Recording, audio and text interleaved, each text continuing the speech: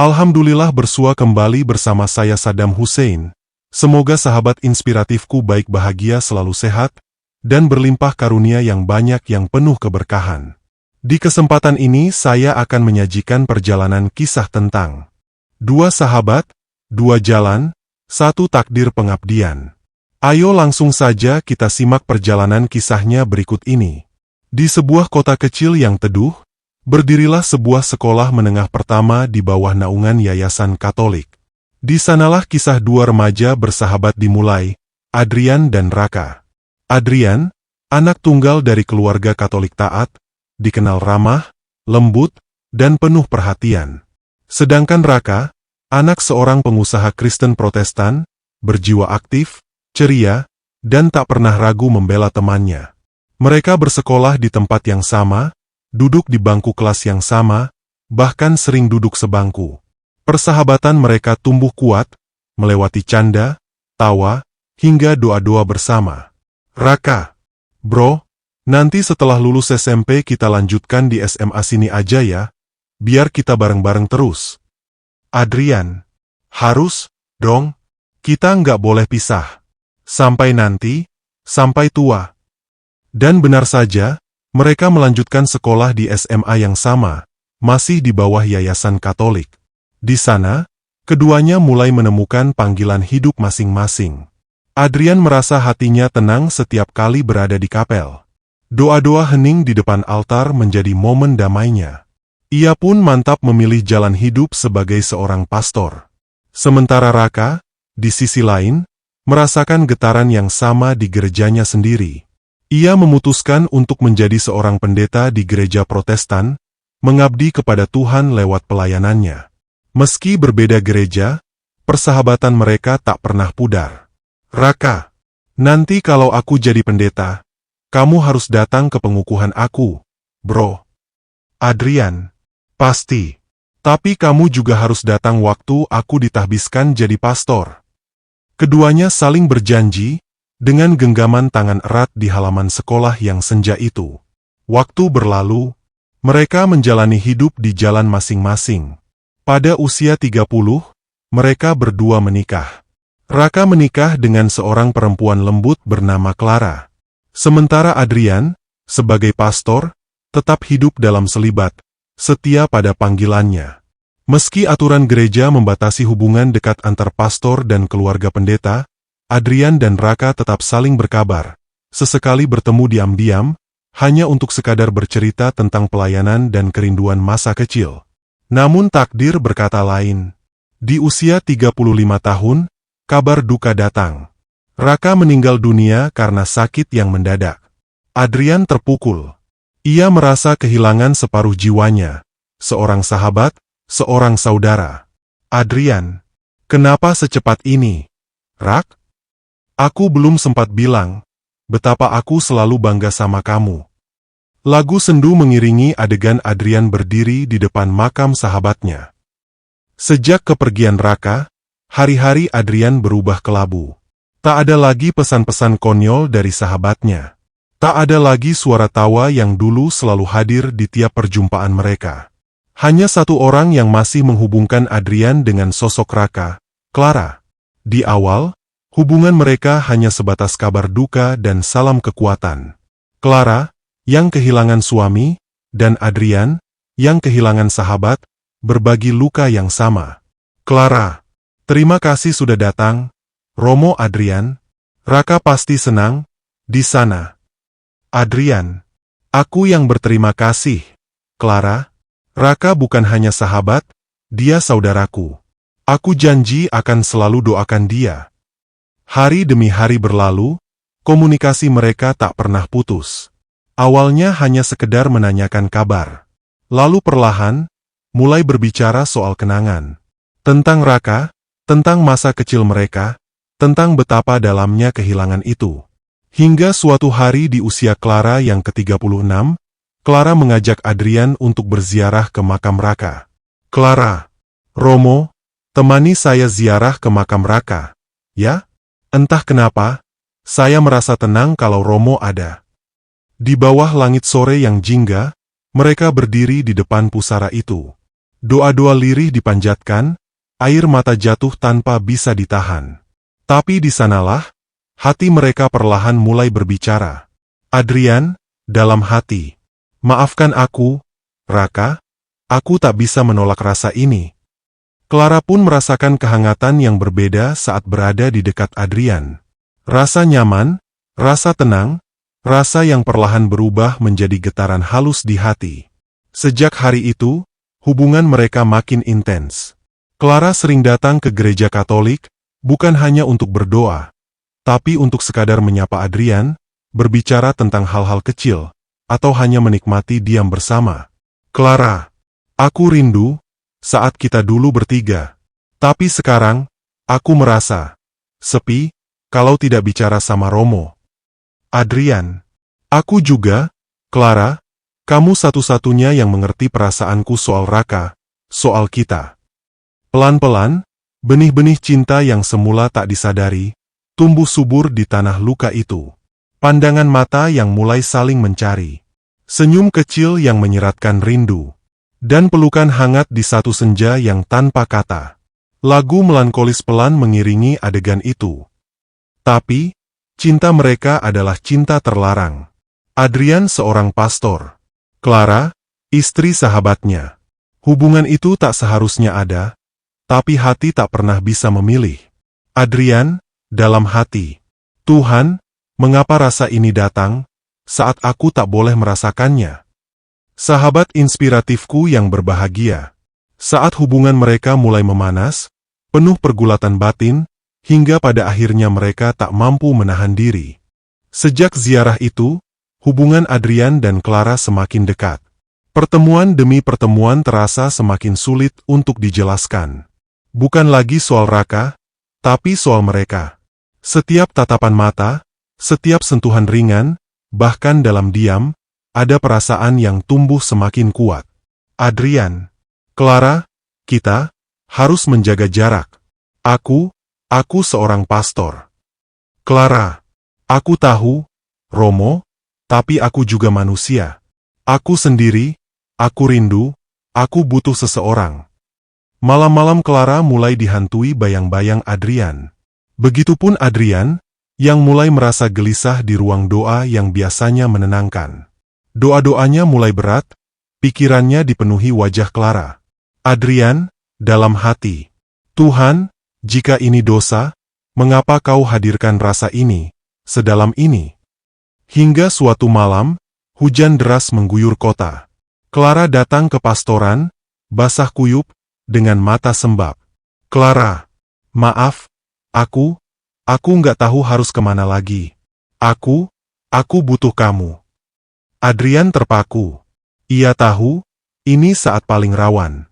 Tapi hatinya, tak mampu menolak. Adrian, Clara, kamu harus pergi, sebelum semuanya terlambat.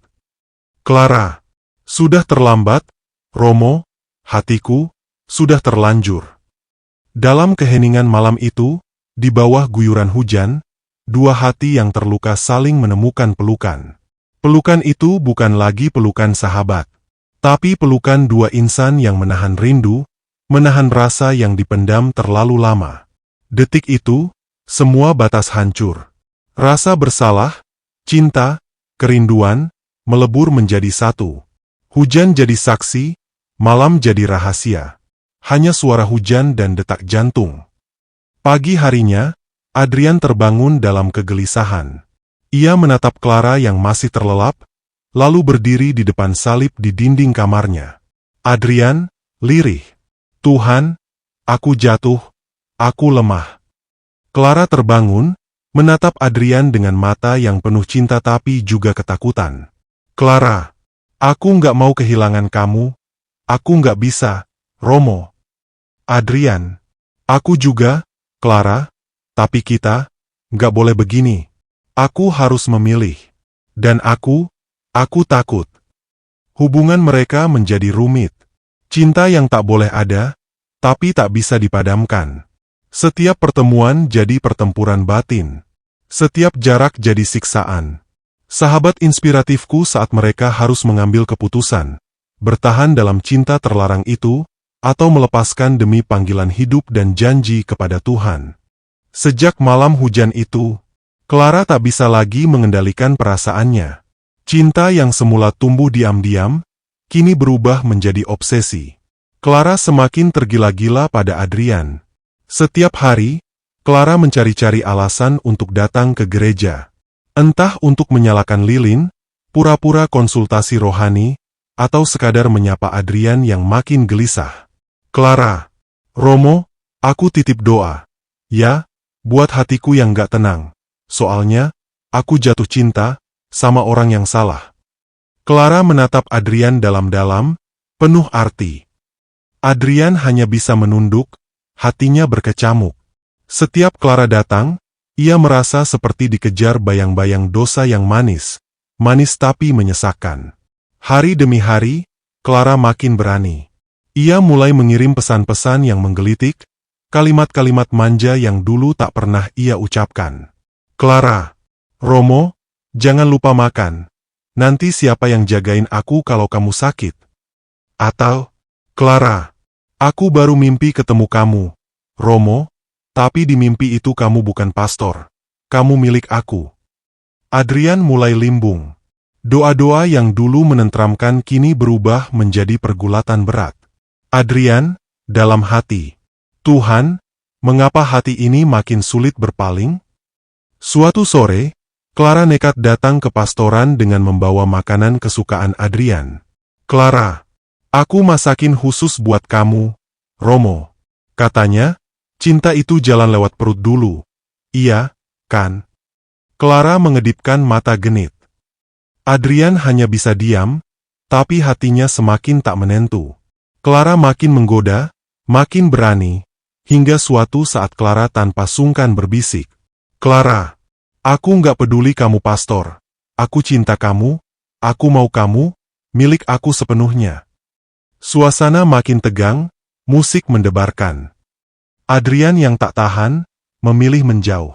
Ia pergi retret jauh dari kota, berharap bisa menenangkan diri. Tapi apa yang terjadi? Clara malah menyusul diam-diam, pura-pura ikut retret di tempat yang sama. Clara, aku tahu kamu di sini. Romo, aku nggak bisa jauh dari kamu. Setiap malam aku mimpi kamu. Aku, gila karena kamu. Adrian makin ketakutan. Tapi justru di situ letak daya tariknya. Semakin Adrian menjauh, Clara semakin mengejar. Semakin Adrian diam, Clara semakin menggoda. Di satu malam, Clara mengetuk pintu kamar Adrian. Hujan lagi-lagi turun. Seperti malam saat semuanya bermula. Clara, boleh aku masuk? Aku cuma mau lihat kamu. 1 menit aja, 1 menit. Adrian gemetar. Bimbang antara panggilan jubah suci dan panggilan hasrat manusiawinya. Lagu mendayu mulai masuk. Adrian, pelan. Clara, jangan begini. Aku takut pada diriku sendiri. Clara, aku nggak takut, Romo, karena aku tahu, kamu juga cinta aku. Adegan itu menggantung, penuh ketegangan, penuh rasa bersalah, tapi juga penuh hasrat yang terpendam. Pemirsa seakan ikut menahan napas. Apakah Adrian menyerah, atau tetap bertahan? Sahabat inspiratifku yang berbahagia, saat cinta terlarang itu akhirnya meledak. Atau, saat salah satu di antara mereka mengambil keputusan mengejutkan yang membalikkan segalanya. Malam itu, di bawah hujan deras, di tempat retret yang sunyi, Clara berdiri di depan pintu kamar Adrian. Tatapannya basah, wajahnya penuh rindu yang tak terbendung. Clara, aku mohon, cuma sebentar aja, aku kangen. Adrian, yang selama ini terus menahan diri, akhirnya membuka pintu. Tapi bukan hanya pintu kayu yang ia buka, tapi juga pintu hatinya. Adrian, lirih. Clara, aku capek. Aku nggak bisa bohong lagi. Aku juga cinta kamu. Keduanya terdiam. Tapi dalam diam itu, tubuh mereka saling mencari. Pelukan yang dulu sebatas pelipur lara kini berubah menjadi pelukan dua hati yang terbakar hasrat. Clara, aku rela jadi siapapun, asal tetap di sisimu, Adrian. Aku nggak peduli gelarmu, aku nggak peduli jubahmu. Hujan semakin deras, petir menyambar, seakan alam pun tahu apa yang sedang terjadi. Di kamar sederhana itu, malam yang seharusnya diisi dengan doa, berubah menjadi malam penuh desahan, bisikan cinta, dan tangisan rindu yang selama ini mereka kubur dalam-dalam. Musik latar mendayu sendu, bercampur suara hujan. Adrian, dalam hati, usai semuanya terjadi. Tuhan, aku telah jatuh sedalam ini. Maafkan aku, maafkan kami. Pagi harinya, matahari terbit dengan sinar yang aneh. Terang, tapi menyesakkan dada. Clara tersenyum, seolah semua beban hidupnya hilang. Clara, mulai sekarang, kita nggak usah sembunyi lagi. Kita jalani aja, Adrian. Tapi tidak dengan Adrian. Jiwanya hancur. Panggilan sucinya, janjinya pada Tuhan, semua seakan runtuh malam itu. Ia merasa berdosa, tapi juga tak ingin kehilangan Clara. Adrian, Clara, kita harus berhenti. Aku nggak bisa, kalau begini terus, aku akan hancur. Clara, aku nggak peduli, bahkan kalau kamu lepaskan jubah itu, aku mau. Aku siap nikah sama kamu. Musik mulai mencekam. Namun saat semua terasa semakin tak terkendali, sebuah kabar datang mengejutkan. Clara pun datang dengan wajah campur aduk. Clara, Adrian, aku hamil. Ini anak kamu. Adrian terpukul. Dunia serasa runtuh. Adrian, astaga, Tuhan, apa yang sudah aku lakukan? Dan di titik itu, Adrian harus memilih, melepas jubah sucinya dan membangun keluarga bersama Clara, atau mengakui dosanya dan pergi meninggalkan semua, termasuk cinta Clara yang begitu dalam. Sahabat inspiratifku yang berbahagia. Setelah kabar kehamilan itu, Adrian dan Clara benar-benar terpuruk. Adrian yang dulu begitu teguh dengan panggilan sucinya, kini merasa hampa. Jiwanya gelisah, pikirannya kosong. Bahkan doa-doanya tak lagi tenang, seakan hatinya menjerit minta petunjuk. Suatu sore, di taman belakang rumah sakit tempat Clara periksa kandungan, mereka bertemu seorang ustadz muda. Namanya Ustadz Hasan. Sosoknya sederhana, ramah, dan wajahnya teduh. Melihat Adrian yang termenung dan Clara yang murung, Ustadz Hasan menyapa. Ustadz Hasan, Assalamualaikum. Maaf, saya lihat wajah antum berdua kok seperti orang yang sedang memikul beban berat ya? Semoga Allah mudahkan urusannya. Keduanya terdiam. Ada ketenangan aneh saat mendengar sapaan itu. Clara, kami sedang bingung. Kami banyak dosa. Kami hancur. Ustadz Hasan tersenyum hangat, lalu duduk di samping mereka. Pelan-pelan, Ustadz Hasan mulai bercerita tentang rahmat Allah yang luas, kasih sayangnya yang tak pernah memandang masa lalu, dan hidayah yang bisa datang kapan saja, kepada siapa saja. Ustadz Hasan, sebesar apapun dosa manusia, kalau dia sungguh-sungguh ingin kembali, Allah Maha menerima taubat. Tak ada manusia suci, yang ada hanyalah mereka yang berusaha memperbaiki dirinya. Kata-kata itu menusuk hati Adrian dan Clara. Mata mereka berkaca-kaca. Adrian, tapi, kami ini orang yang tersesat. Kami hidup dalam kebohongan, dalam pelanggaran, apakah masih ada jalan? Ustadz Hasan, justru saat kalian sadar, itulah pertanda pintu hidayah sudah terbuka. Kalau kalian mau, pelajari Islam, pelajari kalimat yang bisa membebaskan hati kalian dari beban ini. Islam itu bukan tentang asal lahir, tapi tentang kesungguhan hati mencari kebenaran sejati. Hari itu, percakapan mereka begitu panjang. Clara merasa damai, Adrian merasakan ketenangan yang belum pernah ia rasakan sebelumnya. Berhari-hari, mereka bertemu Ustadz Hasan, mendalami Islam secara diam-diam. Dan akhirnya, dengan keyakinan bulat, di hadapan Ustadz Hasan sebagai saksi, Adrian dan Clara mengucapkan dua kalimat syahadat. Asyhadu an la ilaha illallah, wa asyhadu anna Muhammadan Rasulullah. Tangis pun pecah. Adrian melepas jubahnya, bukan karena kalah, tapi karena menemukan jalan yang lebih terang. Clara memeluknya dengan air mata bahagia. Adrian, hari ini, aku bukan Pastor Adrian lagi, aku saudara kalian dalam Islam, dan aku ingin jadi suami yang halal buat Clara. Tak lama kemudian, mereka menikah secara syar'i. Tanpa pesta mewah, hanya saksi, keluarga kecil, dan senyum ketulusan. Kehidupan baru mereka berjalan sederhana, tapi damai. Ustadz Hasan, semoga Allah limpahkan keberkahan untuk rumah tangga kalian, anak yang hadir nanti jadi cahaya keluarga, dan hidup kalian dipenuhi petunjuk Allah. Adrian dan Clara memulai hidup baru. Mereka bercerita kepada banyak orang tentang perjalanan panjang ini, dari sahabat seiman, cinta terlarang, dosa, hingga menemukan cahaya Islam yang menyelamatkan. Kini cinta mereka bukan lagi cinta gelap, tapi cinta yang halal, suci, dan dinaungi ridha Allah Subhanahu wa Ta'ala.